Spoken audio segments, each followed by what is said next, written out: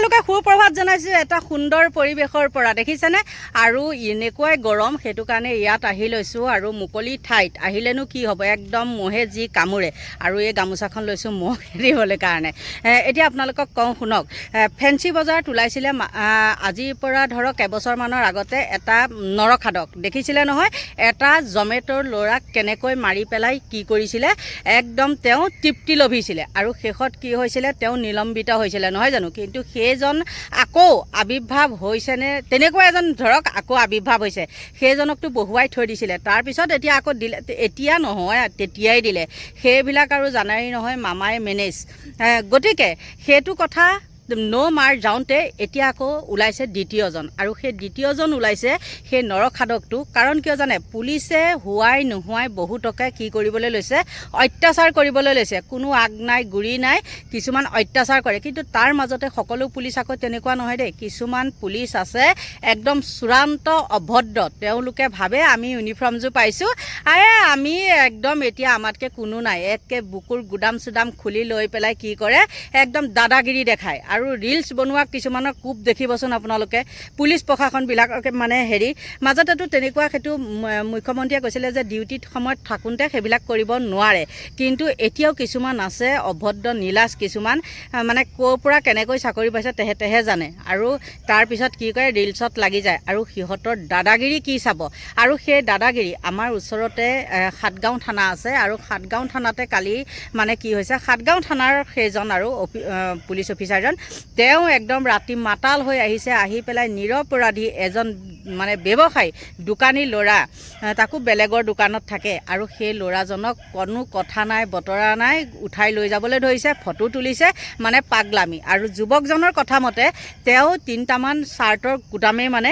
মৰা নাই আৰু লগত আহিছিলে এগৰাকী লেডিজ মুঠতে গাড়ীখনত আছিলে 4জনমান আৰু ল'ৰাটোক মানে জোৰ জবচ উঠাবলৈ ধৰিছে কোনো কথা নাই কিন্তু দেই মুঠতে উঠাবলৈ ধৰিছে ইহঁতে কোন দোষী কোন আদৰ্শী সেইবিলাক নাচায় কোনো কথা নাই বতৰা নাই ল'ৰাজনে দোকানৰ চাটাৰ বন্ধ কৰি পেলাই মালিকক চাবি দিবলৈ বা গেটখন বন্ধ কৰিবলৈ মাতাৰ লগে লগে মালিককো দাবী ধমকি দিছে সোমাই যাবলৈ আৰু এই ল'ৰাজনক জোৰ জবৰদস্তি তাৰ পৰা উঠাবলৈ বিচাৰিছে ইয়াতে কথাটো হ'ল কি এইবিলাক যে তেনেকুৱা দাদাগিৰি কৰে কিহৰ কাৰণে কৰে জানেনে কাৰণ সিহঁতৰ দৰমহা পইচাই নাটনি হয় টেটুগুৰিলৈকে চাগে লোন লয় আজিকালিতো জানেই আৰু চাকৰি কৰা মানুহবিলাকৰ লোনৰে মেইন কাম আৰু লোন লৈ চাগে লৈ পেলাই মাল কেইটকামান বিচাৰিছিলে বা বিচাৰিবলৈ তেওঁ এটা হেৰি কৰিছিলে মানে উঠাই লৈ গৈ পেলাই বোলে দে 10,000 20,000 টকামান দিয়াৰ পিছত মই তহঁতক এৰি দিম তেনেকুৱা এটা চাগে বুদ্ধি কৰিছিলে কিন্তু সেই ল'ৰাজনৰ সাহসিকতা দেখি পেলাই বহুত ভাল লাগিলে তেওঁ মাৰ খাইছে কিন্তু খালেও তেওঁ সকলোখিনি কেমেৰাত বন্দী কৰি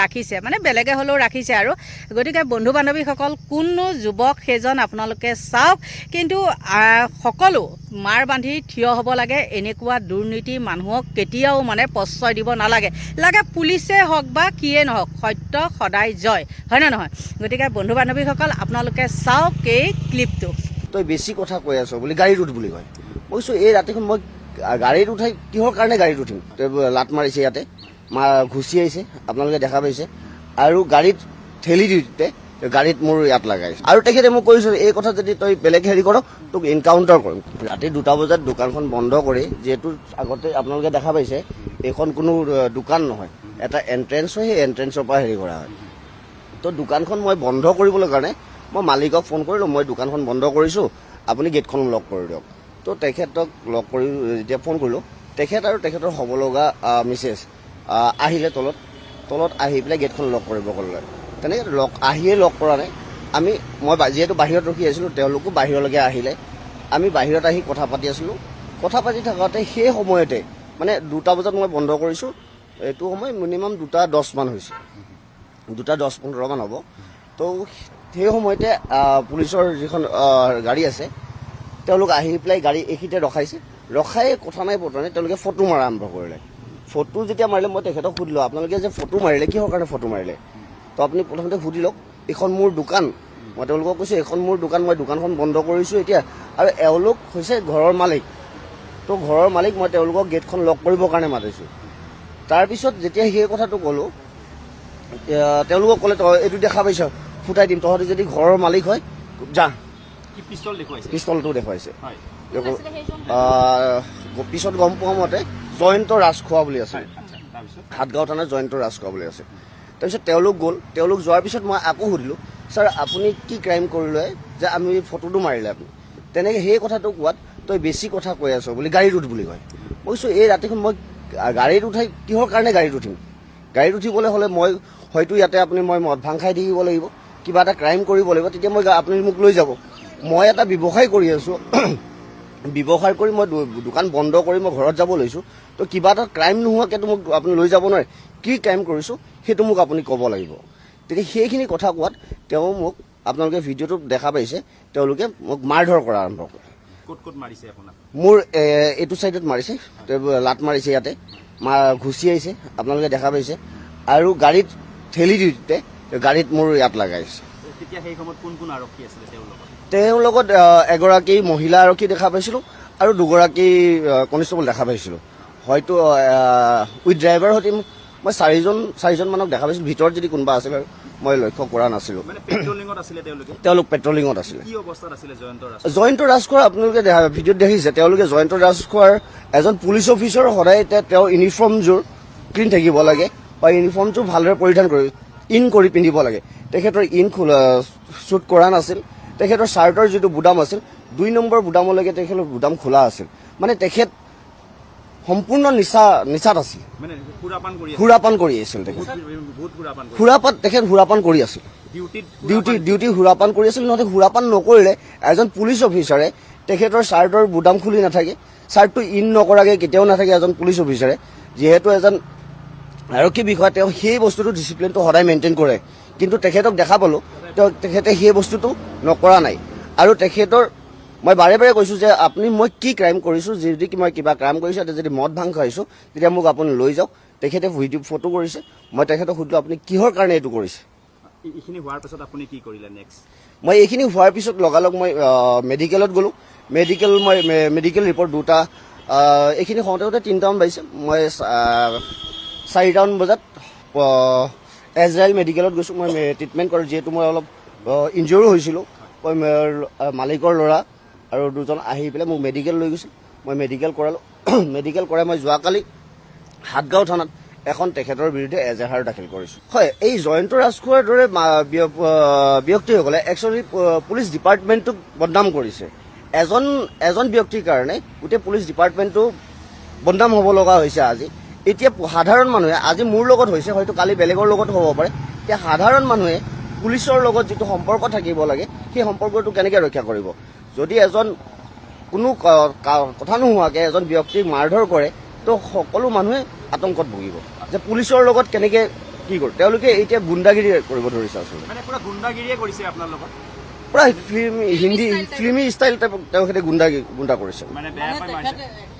কথাই বুজাব বিচাৰিছে যে মই পুলিচ আৰু আপুনি দোকানৰ মালিক, তো মই যি কওঁ সেই মানিবই লাগিব। ড্ৰেছযোৰ তেখেতে সম্পূৰ্ণভাৱে ড্ৰেছযোৰ অপব্যৱহাৰ কৰিছে। ড্ৰেছযোৰ অপব্যৱহাৰ নকৰিলে তেখেতে তেখেতৰ পিষ্টলটো দেখাই ফুটাই দিম বুলি নক'লে হয়। আৰু তেখেতে মোক কৈছে এই কথা যদি তই বেলেগ হেৰি কৰ তোক এনকাউণ্টাৰ কৰিম। এনকাউণ্টাৰৰ ভাবুকি দিছে জয়ন্ত ৰাজখোৱা। এনে এটা বিহিত ব্যৱস্থা নিশ্চয় হ'ব লাগে তেখেতৰ ওপৰত। কালি যেতিয়া আমি হেৰি দিছিলোঁ, FIR দিছোঁ, এজাহাৰ দিছোঁ, তেতিয়া কৈছে যে এইটো ডিপাৰ্টমেণ্টত এটা ইনকুৱাৰী বহিব আৰু ওপৰৰ লগতো কথা হৈছিল। তো এইটো কৈছে যে নিশ্চয় বিহিত ব্যৱস্থা ল'ব আৰু আশা কৰোঁ যে এটা ভাল ব্যৱস্থা হওক আৰু এই কথাটো যাতে কি ব্যৱস্থা হৈছে সেইটো যাতে আমি গম পাওঁ। মই সকলো আৰক্ষী বিষয়ালৈ এটাই অনুৰোধ কৰিম, চাওক আপোনালোকে এটা বন্ধুত্বমূলক ৰিলেশ্যন মেইনটেইন কৰক। যদি কোনোবাই ক্ৰাইম কৰিছে, ক্ৰাইমৰ লগত কোনো ৰেহাই হ'ব নালাগে। কিন্তু এনেকৈ কোনো দুখ নকৰা ব্যক্তিৰ লগত যাতে এনেকুৱা ব্যৱহাৰ নকৰে, কাৰণ পিছলৈ যাতে মানুহবিলাকে এটা পুলিচ বুলি কৈ ভয় খাব লগা নহয়। এয়া আচলতে মই জনোৱালো আমান হাজৰিকাৰ যি মন্তব্য। মই আমান অকণমান আৰু এটা কথা জানিব বিচাৰিছোঁ। আৰক্ষীৰ সৈতে বন্ধুত্বপূৰ্ণ কথা আপুনি কৈছে যে মিলি থাকিব লাগে।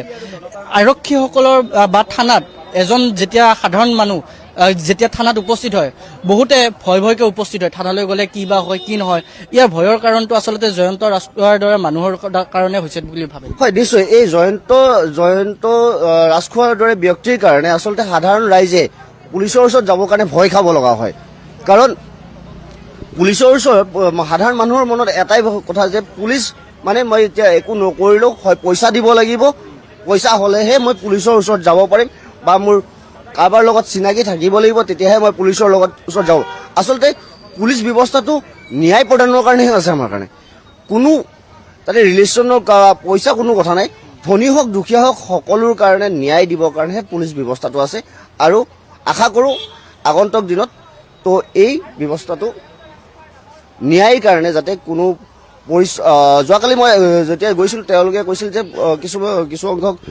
কৈছিল আপোনাক চিনি নাপায় আচলতে চিনি নাপাল বুলি বা চিনাকি নোহোৱাৰ কাৰণে এজন ব্যক্তিক যে এনেকৈ কৰিব এইটো কোনো ধৰণৰ কথা নহয় মানে চিনাকি থাকিলে হয়তো যদি মোৰ লগত কালি চিনাকি থাকিলে হয় মোক নকৰিলে হয় কিন্তু মোক চিনি নাপায় কাৰণে মোৰ লগত এনে ব্যৱহাৰ কৰিলে মাৰপিট কৰিলে আপোনালোকে নিশ্চয় শুনিলে সেই যুৱকজনৰ মুখৰ পৰা ভাষ্য হয়নে নহয় গতিকে চাওক দ্বিতীয়জন আকৌ এইটো ওলালে নৰখাদক বুলিয়ে ক'ব লাগিব নহয় জানো মানুহ কোনো কথা নাই বতৰা নাই গতিয়াই ভুকুৱাই যেতিয়া মানুহ মাৰে এইবিলাক নৰখাদক নহয়নো কি গতিকে বন্ধু বান্ধৱীসকল সকলো সাহসেৰে এই যুৱকজনৰ নিচিনাত থিয় দিয়ক কোনো পুলিচ প্ৰশাসন নিজৰ আইন নিজে তেওঁলোকে কি কৰিছে ভংগ কৰিছে গতিকে বন্ধু বান্ধৱীসকল আপোনালোকৰ পৰা এতিয়া লৈছোঁ বিদায় বাই বাই